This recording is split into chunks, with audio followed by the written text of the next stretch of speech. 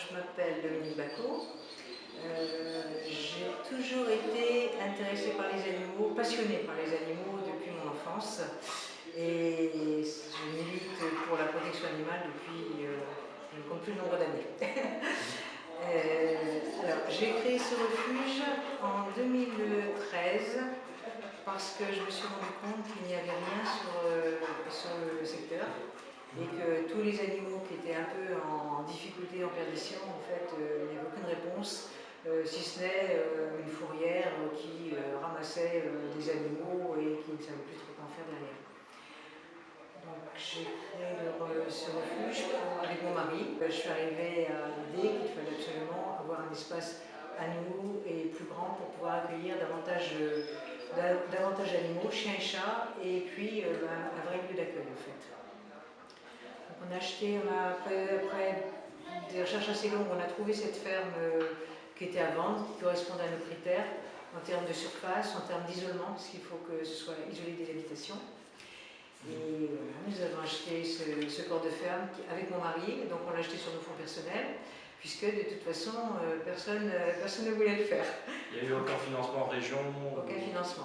Aucun financement public, aucun local qui était prêté, que les mairies, que les communes, que la région acceptaient ne serait-ce que de prêter ou de louer pour faire un refuge. C'était vraiment une fin de non-recevoir de tous les côtés. Tout ce qui était public, c'était même pas la peine d'essayer. Donc voilà, on a acheté ce bâtiment à titre privé, à titre personnel, et on a décidé que ce bâtiment-là serait destiné à en faire un refuge.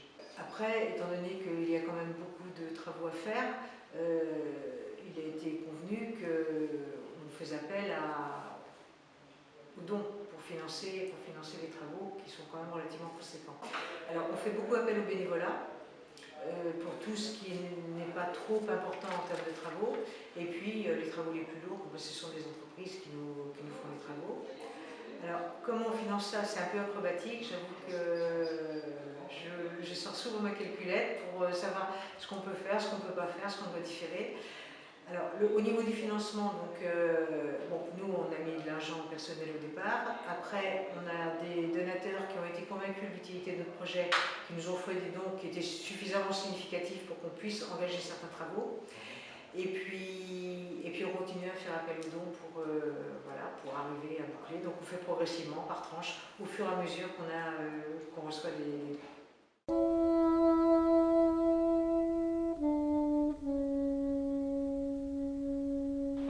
On est dans le futur chenil chien, donc le deuxième chenil qui sera fait d'ici peu. Là c'est déjà les maçons qui vont commencer à monter des murs de chaque côté, faire des ouvertures. D'un côté pour les box auront de l'herbe, un extérieur, un petit enclos pour chaque box, et de l'autre côté ça sera un petit peu bétonné. Mais bon, ils ne seront pas toujours à l'intérieur des chenils, il y aura des parcs pour les promener, plus des bénévoles qui les promèneront. C'est vraiment juste la nuit, quoi.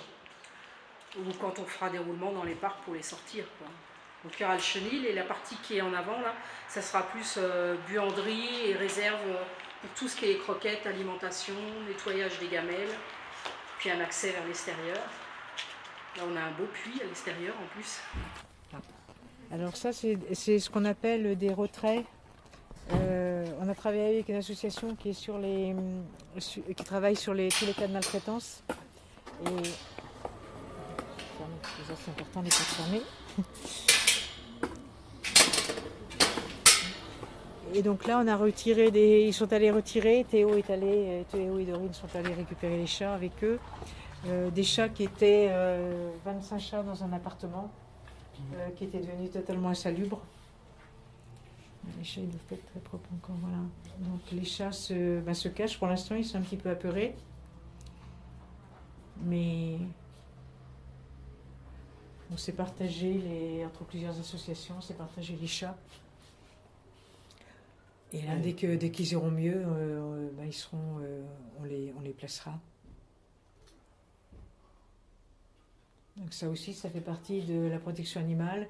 C'est souvent lié à des cas La protection animale, ce n'est pas que les animaux, c'est aussi les humains, parce que généralement, il y a beaucoup de problèmes sociaux derrière les animaux. Bon, ça, c'en est un exemple. Hein. Un monsieur pas très stable psychologiquement, qui vivait avec 25 chats dans un appartement insalubre. Et les services sociaux, la police ont dû intervenir pour vider les lieux, parce qu'il va falloir vider l'appartement, le remettre en état, le désinfecter, le nettoyer, reloger cette personne. Et c'est pas possible avec autant d'animaux. Et les animaux eux-mêmes n'étaient pas dans des bonnes conditions, puisque là, ils étaient pas suffisamment de nourriture, pas suffisamment d'espace, manque d'hygiène, etc. Donc, Voilà, on arrive dans la grande châterie. alors voilà, là, c'est la grande châterie. À l'origine, c'est une grange. Bon, bah, comme dans les autres pièces, on a tout refait, on a refait la toiture, on a tout nettoyé les poutres, enfin voilà, on a le sol, on a tout refait.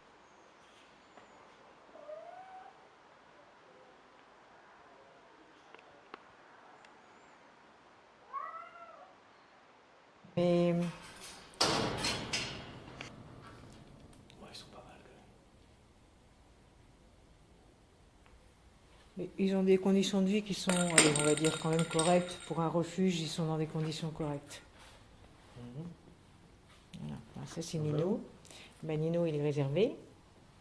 C'est celui dont on parlait tout à l'heure, qui va partir en adoption.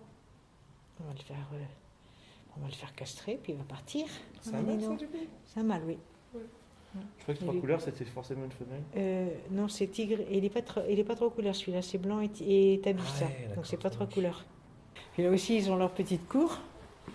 Il est arrivé depuis moins longtemps. Il est un petit peu apeuré. Et puis là, c'est Manola. Ça nous sert de réserve. Ça, c'est les dons qu'on a quand on fait des journées Jardiland, des choses comme ça. Ouais, des collectes.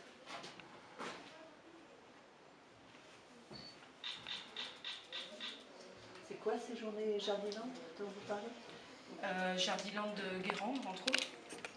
Ils nous invitent à venir à présenter l'association. C'est un peu comme les Restos du Cœur. On distribue des flyers à l'entrée, on fait connaître l'association. Voilà, alors là vous avez toute la réserve de couverture que des gens nous ont généreusement donnée. Donc couverture, serviettes de toilette, des plaids, il y a des coussins, on a des litières pour chats, tout ce qu'on peut récupérer et que les gens, soit quand ils perdent un animal ou simplement un don, ou parce qu'ils font du tri chez eux, au lieu de jeter des couvertures, ça servira pour les chiens. Puis bon, on ne peut pas laver toutes les couvertures, donc il en faut beaucoup. Il y en a certaines qu'on lavera, d'autres non. Donc ça représente beaucoup comme ça, mais une fois qu'il y aura tous les chiens et tout, ça part assez vite. Et c'est d'autant plus compliqué qu'à côté de cette rénovation de bâtiment, il faut qu'on fasse vivre la partie animaux. C'est-à-dire que les animaux, il faut qu'on trouve l'argent pour les soigner, pour leur donner à manger, etc. Donc en fait, je dirais qu'on a presque un double budget. On a un budget qu'on a fait que travaux, de façon à pouvoir assurer l'avenir. En fait, le refuge, la construction du refuge, c'est l'avenir. Et puis le présent, c'est les animaux qui sont sous notre responsabilité, pouvoir leur donner une vie décente et les soins vétérinaires dont ils ont besoin. Donc voilà, il faut qu'on équilibre sur ces deux niveaux-là, ce qui n'est pas très facile. Voilà.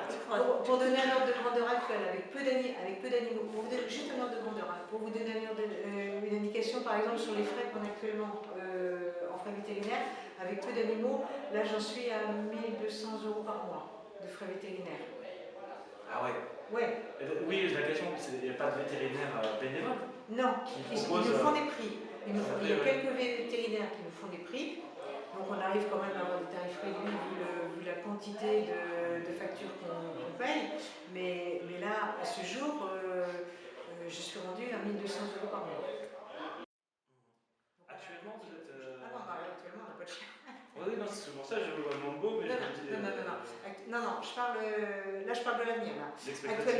Actuellement, les chats, on est en montée en charge. Voilà, donc on prend les chats, mais on est obligé de leur faire une période de quarantaine. Donc les places en quarantaine sont moins importantes.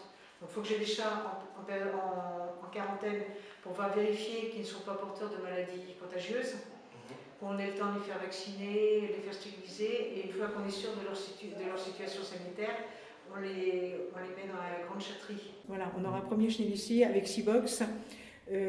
Donc on aura, comme j'attends les grilles qui devraient arriver donc courant octobre, mais plutôt fin octobre je suppose. Après on a un petit temps de montage, mais 2-3 jours de montage, et après on peut accueillir les chiens.